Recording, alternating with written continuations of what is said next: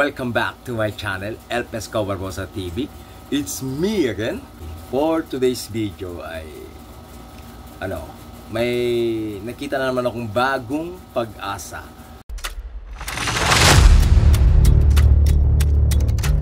Bagong pag-asa tayo nakikita ang mga fry. Ginanahan akong naisipan kong mag-video ulit, mag-vlog kasi masaya lang ako kasi gusto ko i-flex yung fry ko na yung mix na yung mga parents. May gusto lang sana akong shout out si Sir Amilanan Joel. Sir, paumanhin po kasi hindi kita na asikaso kasi alam mo na medyo na busy tayo. Shout out sa iyo, sir. Kumusta?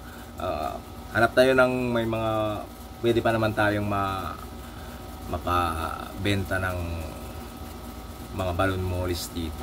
So sana maintindihan nyo po. So kung bago pa lang si channel ko, please don't forget to subscribe and hit the notification bell para lagi kang updated sa mga bagong video ko. So ito yung munting barracks.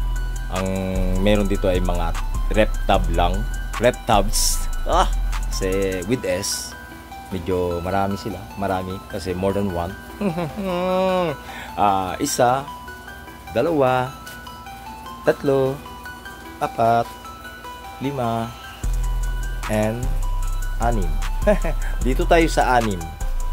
Ito yung sinasabi ko sa inyo na may mga bagong pag-asa. Kaya sa buhay, huwag tayong basta-basta mawalan ng pag-asa. Kasi may darating. Wow, yan. Hindi ko pa natanggal dyan. Hindi rin naman yan basta-basta makain ng mga parents kasi may mga aquatic plants dyan. So yun, medyo marami-rami kasi parang nasa 20 plus. Ayan. Ito yung parents niya. Sana yan? Saan ka na? Yan, yellow. Hindi kasi ako masyado kabisado sa mga strain ng balon mollies ko. Pero anyway, sa pagkaalam ko ay medyo naman ang konti lang ha. Quality. Quality yan. Oo, yan. Halo na yan. So hindi natin alam pag laki ng mga fry na yan o kung ano yung kalalabasan. Basta pagkaalam ko ay maganda ang mga yan.